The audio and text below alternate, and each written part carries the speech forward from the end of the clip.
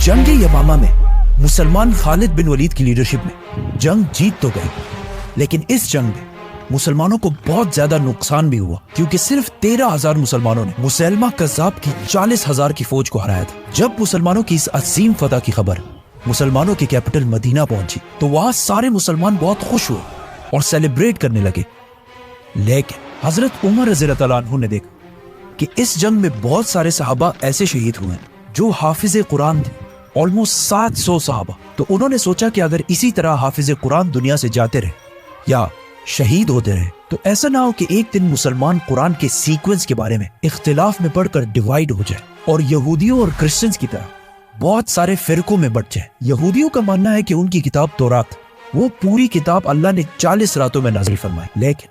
कुरान तौरात की तरह एक रात में नहीं बल्कि 23 साल तक थोड़े थोड़े हिस्सों में नाजिल होता रहा। रसूलुल्लाह सल्लल्लाहु अलैहि वसल्लम को यहूदियों और क्रिश्चियंस की आसमानी किताबों तौरात और इंजील के चेंज होने का अच्छी तरह पता था, तो उन्होंने शुरू से ही कुरान की हिफाजत के लिए एक स्ट्रिक्ट सिस्टम बनाया। कुरान का सबसे पहले नाजिल होने वाला लफ्ज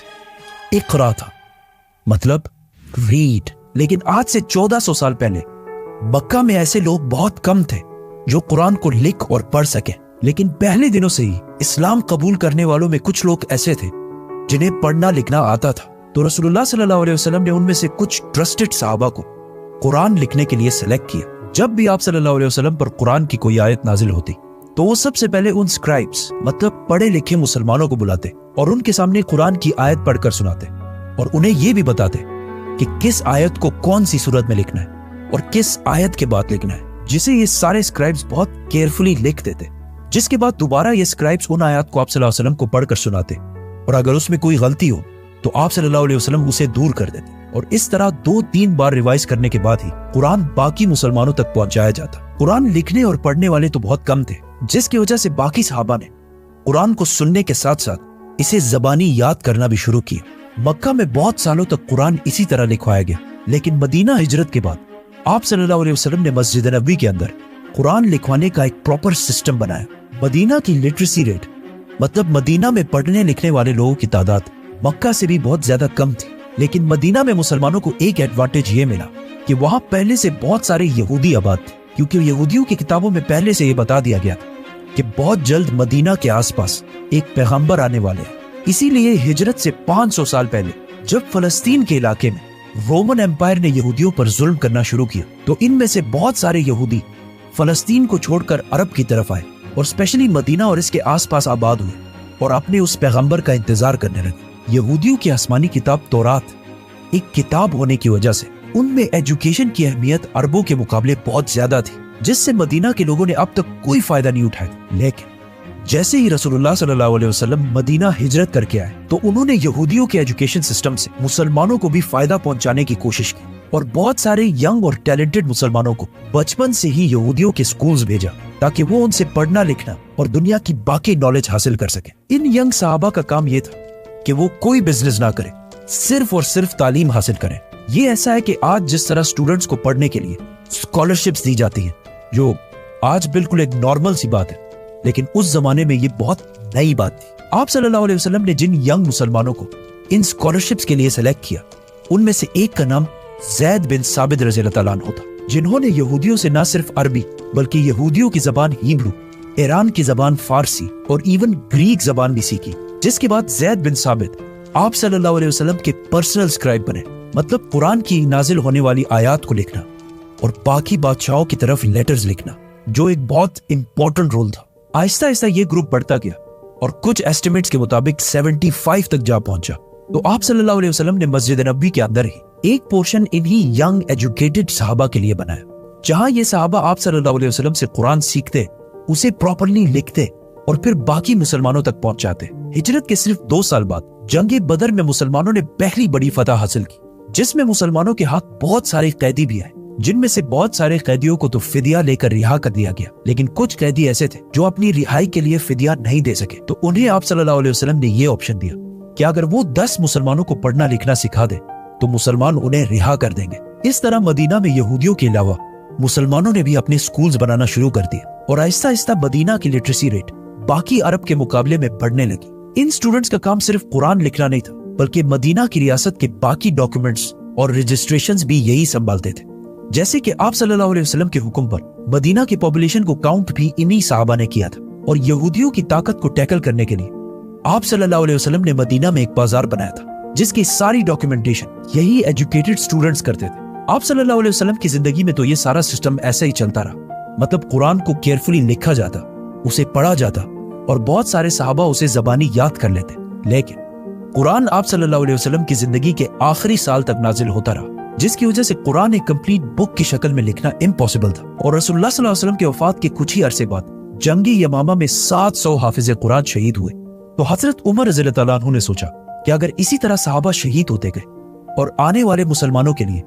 कुरान एक कंप्लीट बुक की शक्ल में ना हो, तो कहीं ऐसा ना हो कि मुसलमान एक दिन कुरान के सीक्वेंस के बारे में इख्तिलाफ में पढ़कर डिवाइड ना हो जाए। तो वो सीधा खलीफा अबू बकर रज़ियल्लाहु ताला अन्हु के पास गए और उन्हें समझाने की कोशिश की कि हमें एटलीस्ट एक कुरान ऐसा कंप्लीट लिख लेना चाहिए जिसका सीक्वेंस उसी तरह हो जिस तरह रसूलुल्लाह सल्लल्लाहु अलैहि वसल्लम ने बताया था, और उस पर किसी को कोई शक ना हो। पहले तो अबू बकर रज़ियल्लाहु ताला अन्हु ने ऐसा करने से बिल्कुल इनकार कर दिया और कहा कि मैं ऐसा काम क्यों करूं जो रसूलुल्लाह सल्लल्लाहु अलैहि वसल्लम ने ना किया हो। लेकिन हजरत उमर रज़ियल्लाहु ताला अन्हु ने उन्हें कन्विंस करने की बहुत कोशिश की और उन्हें यहूदियों और क्रिश्चियंस की किताबों तौरात और इंजील की मिसाल भी दी, क्योंकि मूसा अलैहिस्सलाम पर तौरात नाजिल होने के बाद पहले तो बहुत 100 साल तक तौरात अपने बिल्कुल सही फॉर्म में मौजूद थी। लेकिन मूसा अलैहिस्सलाम की वफात के 800 साल बाद और आज से 2600 साल पहले जब बनी इसराइल फलस्तीन के इलाके में आबाद थे, तो उन पर साथ ही एक नए किंगडम बेबीलोनियन किंगडम ने हमला कर दिया और पूरे फलस्तीन को और स्पेशली जेरूसलम को तबाह बर्बाद कर दिया, जिसके बाद बनी इसराइल की ताकत बिल्कुल टूट गई। बेबीलोनियन किंगडम के बादशाह बख्त-ए-नसर नेबुकदनेस्सर को यहूदियों से इतनी नफरत थी कि उन्होंने यहूदियों के सारे टेम्पल्स जला दिए और उसी के साथ सारे तौरात भी जला दिए। मतलब एक टाइम दुनिया में ऐसा भी आया कि दुनिया में एक तौरात भी मौजूद नहीं थी, जिसके बाद यहूदियों ने तौरात जीरो से दोबारा लिखी और उसी तौरात को बिल्कुल सही करार दिया। और इस तरह क्रिश्चियनिटी में भी बाइबल के बहुत सारे वर्जन्स हैं, जिनमें से चर्च ने खुद ही कुछ को सही और बाकियों को गलत करार दिया। जैसे ही हजरत उमर ने अबू बकर रज़ियल्लाहु ताला अन्हु के सामने ये सारी बातें रखी, तो हजरत अबू बकर भी कन्विंस हो गए और फौरन कुरान को एक किताब की शक्ल में लिखवाने का हुक्म दिया। और इस काम के लिए उन्होंने उसी सहाबी ज़ैद बिन साबित रज़ियल्लाहु ताला अन्हु को इंचार्ज बनाया, जिन्हें आप सल्लल्लाहु अलैहि वसल्लम ने बचपन से ही खुद ट्रेन किया था। उस वक्त मदीना में एटलीस्ट 25 सहाबी ऐसे थे जिन्हें पूरा कुरान ज़बानी याद था। तो अबू बकर रज़ियल्लाहु ताला अन्हु ने ज़ैद बिन साबित के अंडर सहाबा की एक टीम बनाई जो सारे हाफिज कुरान थे, और कुरान जमा करने के लिए एक बहुत स्ट्रिक्ट सिस्टम बनाया, जिसमें सबसे पहले सारे हाफिज कुरान की आयत पढ़कर सुनाते, फिर उन्हें आप सल्लल्लाहु अलैहि वसल्लम की जिंदगी में लिखे जाने वाले कुरान की आयत से मैच किया जाता, और इस सब के बाद भी बाहर से 2 गवाहों के कुरान के नुस्खे भी देखे जाते, और इस तरह कुरान की एक एक आयत को बहुत केयरफुली लिखा जाता। और ये सारे काम